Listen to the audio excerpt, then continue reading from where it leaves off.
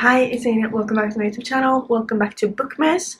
In today's video, I will be showing you my 10 before the end. If you haven't heard that before, it's basically the 10 books that I want to read before the year is over. I did not come up with that. I don't know who did. I see it everywhere. And now I want to share my 10 before the end with you. So let's get into it. When I think about books I want to read, I usually think like books in series because I feel like I should read them. I've tried to do a mix of books I feel like I should read and books I really want to read, because if I didn't, everything would just be the next in a series. And I do have some of those because I want to read them. But let's get into it. Book number 1 is Throne of Glass by Sarah J. Maas. This is one of the most spoken about series that I think I've ever seen. I read the ACOTAR series. Honestly, didn't love it, but I've heard so many good things about this. This series follows a girl named Selena. She's a child and an assassin. She works for this person who kind of is in charge of all of these assassins, and she gets sent on missions. And I think she wants to be free from him. I don't really know. I have started The Assassin's Blade, which is a collection of novellas. I'm in the middle of that right now. I don't know how the story is going to change when I get into the actual novels, but I am very excited. I'm really trying to not know too much before going into it, so if my description is pretty vague, that's why. I don't want to know. I've been so good at staying away from spoilers, and I don't want to ruin that right now. I'm really enjoying the writing of this series so far.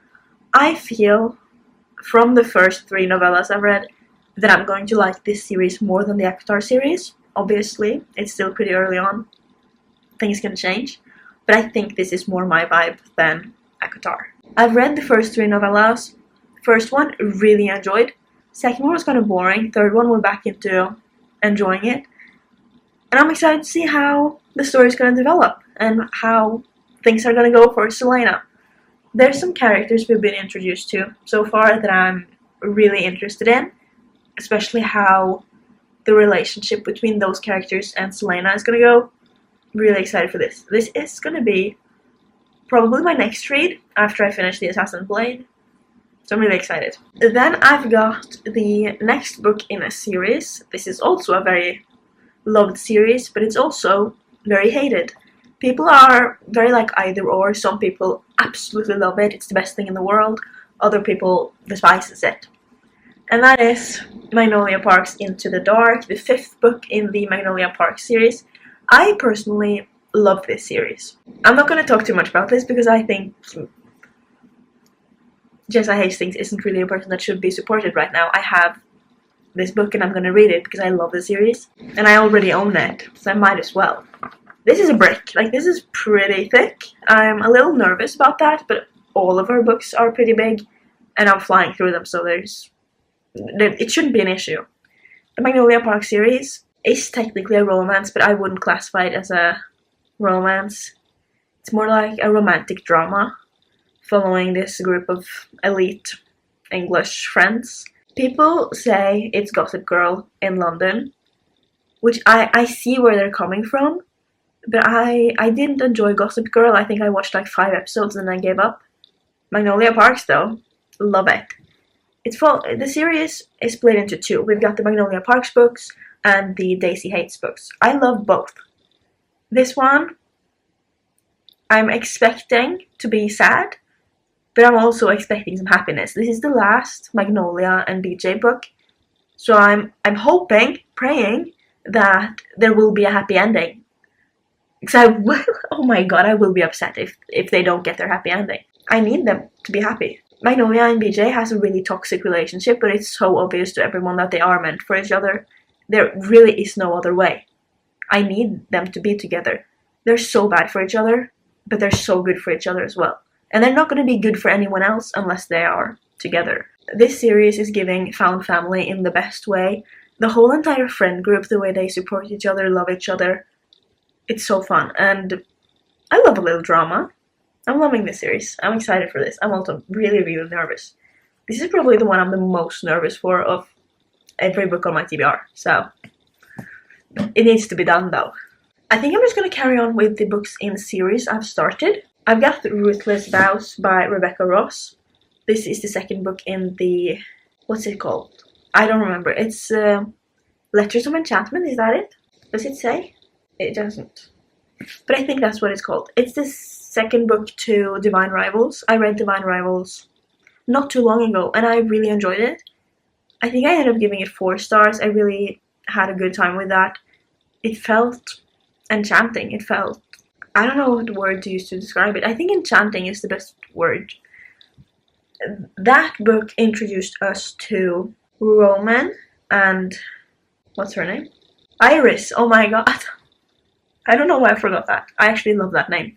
Roman and Iris are rivals. They're working at this newspaper. They're both journalists, writers, competing for the same position. They're not really friends. They're rivals. And things change.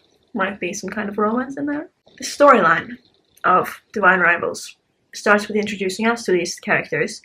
Then Iris has this typewriter that she uses to write letters to her brother because her brother is out fighting in the war.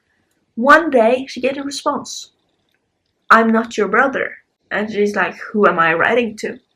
She continues writing. It's so fun. I love when books include other ways of storytelling, like letters, text messages, emails. In this one, there's letters, and I love them so much. I feel like we get a different feel of the characters when we see them through their writing.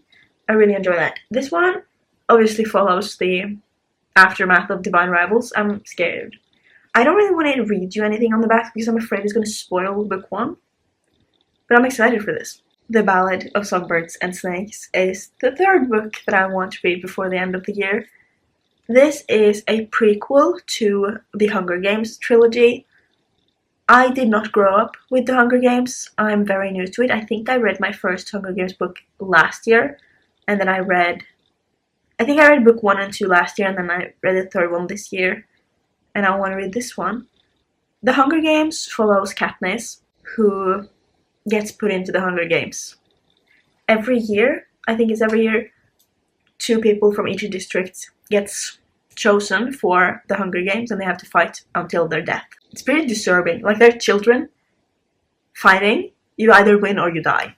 There's no in between. They do it to help their families. In the Hunger Games trilogy, we are introduced to President Snow, who's a horrible, horrible person, by the way. This one, like I said, is a prequel following Snow before he was the president. In this one, he is a mentor during one of the games. I don't know much more than that. I know that, well, I think I know that there's a romance between him and one of the contestants. I don't know. And I think that affected him pretty severely. And that's the reason he is the way he is. But I don't know. And I'm excited to see, like, why is President Snow so horrible? Like, was it because of this? Did something happen? I don't know. I don't want to know. Like, I like going in pretty blind. I didn't know much about the Hunger Games when I read those. So I want to go in blind to this one as well. And when I read it, I want to watch the movie. I heard so many good things about the movie. I didn't watch it because I hadn't read the books. And I also very recently bought the 5th Hunger Games book, Sunrise on the Reaping, which I also want to read this year. But I'm putting only 1 from each series. So this will be read. I think I have 2 more series that I want to continue this year. I've got The Tower of the Swallow.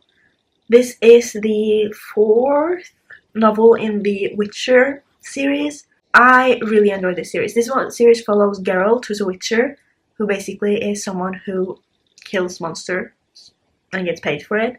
He's got some special powers. In the series, he gets, what shall I say? He's kind of responsible for this child. And the child also has some powers that people want. So he's trying to protect the child from other people. And there's a war going on. And he's just trying to keep the girl safe. Because other people want her for her powers. He wants her to keep her safe. Because he is not her father, but he's basically her father. I love it.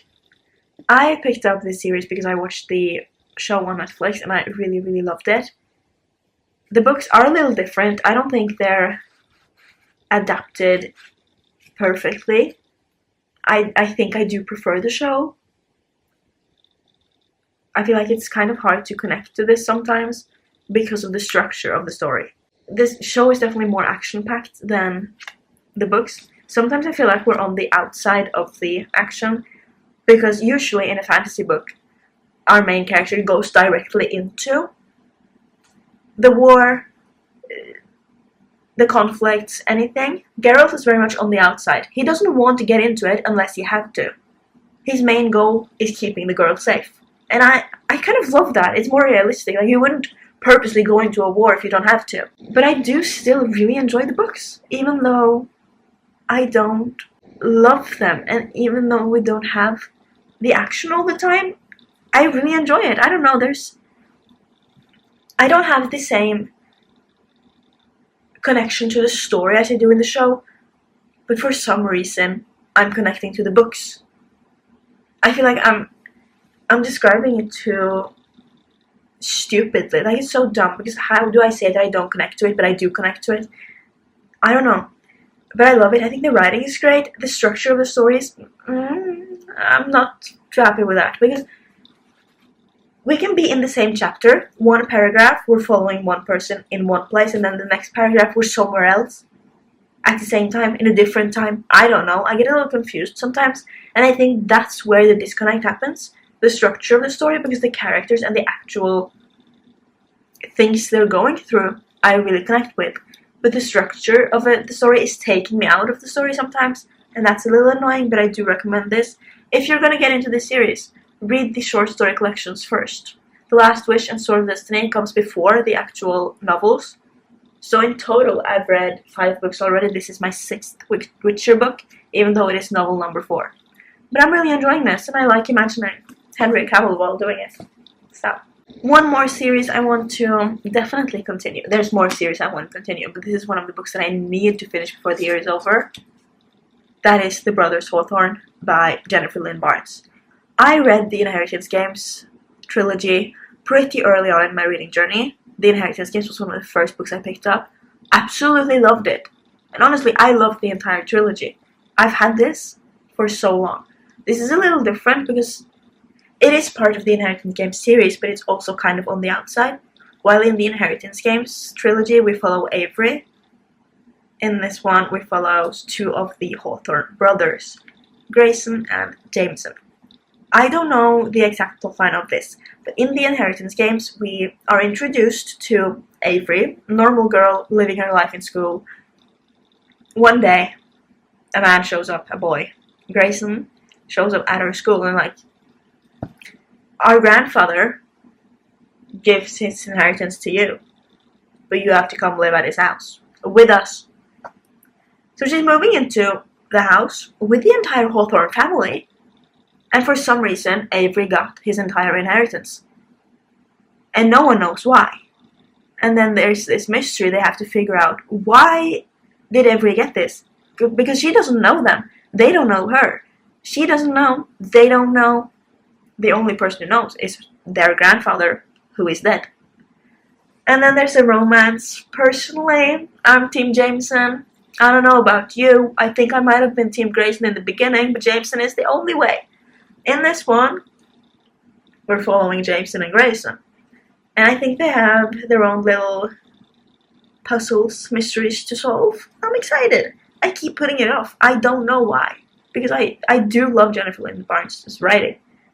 The Inheritance Game series, the Natural series, I love it. I have something in my eye. That hurts. Oh my goodness. I'm also blinded by my ring light, by the way. But the lighting in my house is terrible, so I need it on. Like, I'm not going to be able to see anything when I turn this off. I'm in pain. Okay, let's get into the last 4 books that I definitely want to read before the year is over. So one of them is actually the first in a series. I am trying to not start in a series, but I really, really want to read this book. And that is The Striker by Anna Huang. This is a football romance. Yes. An actual football romance. You don't understand. The pain I feel every time someone like talks about any book and it's like, oh, it's a football romance, read it, and I look at it and it's American football. I don't want that. I want football, like actual football, kicking the ball with your feet. I love it. I don't really know anything about this other than the fact that we were introduced to this character in the Twisted series. I love when an author does that. Like, all of her series are connected, even though they're different series. And seeing his name in the Twisted series really made me excited for this. I don't know what this one is about, other than that he's a footballer. The greatest footballer in the world, actually. But there's a PR nightmare, he's reckless. And a recent transfer, that's exciting.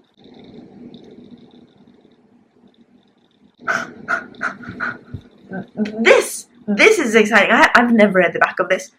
When a feud with his rival turned teammate costs them the championship, the pair are forced to bond during off-season training. Okay, the stakes are higher than I thought.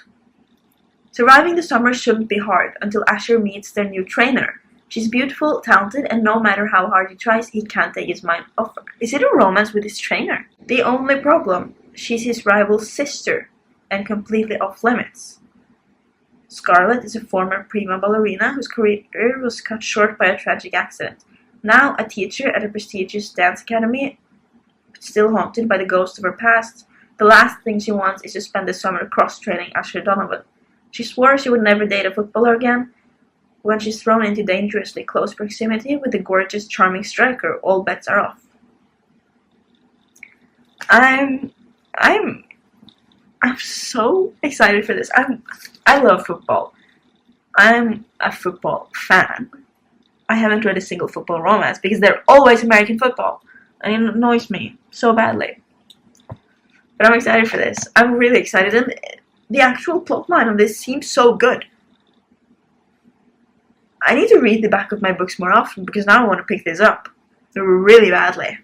Next up, we've got The Familiar by Leigh Bardugo. I don't have the dust jacket right now. Don't know where it is. Leigh Bardugo is my favorite author. That's no secret. I'm saying it in pretty much every video.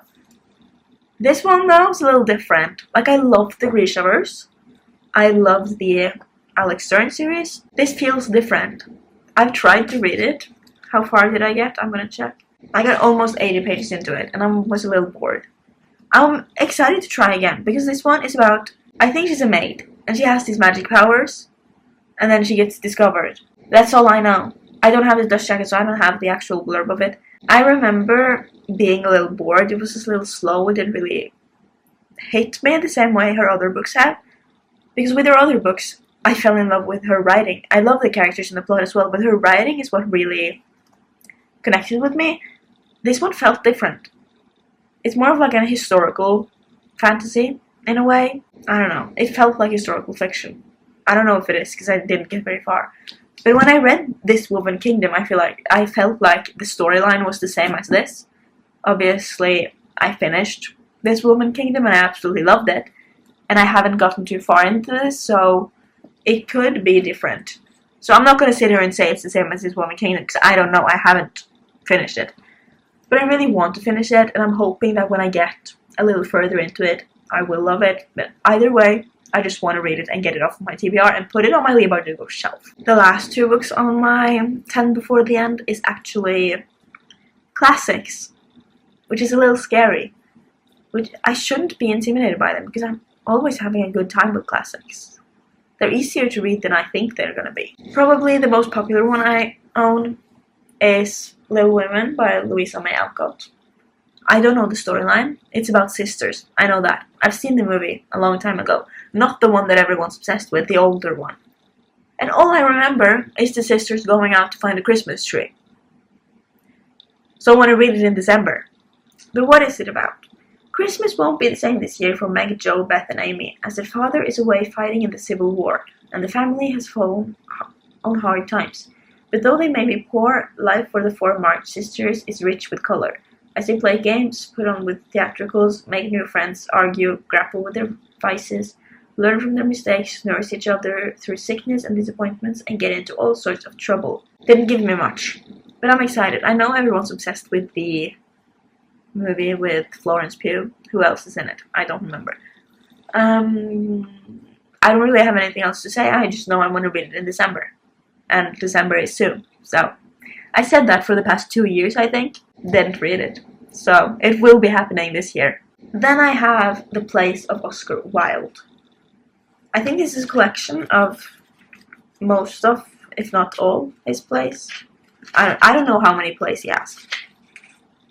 There's 1, 2, 3, 4, 5, 6, 7, 8, 9 in this one. And I want to read them all. This is on my 25 in 2025, so I am running out of time. I read The Picture of Dorian Gray by him, and I really loved it. Camera's about to turn off. Really annoys me because my ring light's gonna fall if I press. I don't know what else there's to say. I read The Picture of Dorian Gray, and I absolutely love that book, so I'm intrigued. I want to see what else he's got. Should I just read the back of it? Because I don't know anything about this. Oscar Wilde took London by storm with his first comedy, Lady Windermere's Fan. The combination of dazzling wit, subtle social criticism, sumptuous settings, and the theme of a guilty secret proved a winner, both here and in his next 3 plays. A Woman of No Importance, An Ideal Husband, and his undisputed masterpiece, The Importance of Being Earnest. I've heard about that one. This volume includes all Wilde's plays, from his early tragedy Vera to the controversial Salome, and the little-known fragments La Sainte Court, I don't know how to say that, and a Florentine tragedy. The edition affords a rare chance to see Wilde's best-known work in the context of his entire dramatic output, and to appreciate plays which have... I don't know how to say that either. So this is a collection of all his plays. I'm excited. I think I'm nervous because it's not thick, but for a play, it's thick. But I need to remember that this is 9 plays, it's not just one. So picking up this, reading one play, and then moving on to something else, and then picking it back up again shouldn't be that hard. And I really loved its writing in The Picture of Dorian Gray, so I'm excited to see how this is gonna go. I don't think I've ever read a play that isn't written by... That's a lie. But okay, in my personal reading journey, I haven't read plays written by anyone but William Shakespeare. I have read plays in school. Obviously, I did go to school. I had English class, I had Norwegian class, and we did read plays. But of my own will, I've only read Shakespeare. So I'm excited to get into this and see if it's different. Maybe I like it more, maybe I like it less, who knows. That was my 10 before the end. Hopefully I end up reading them all.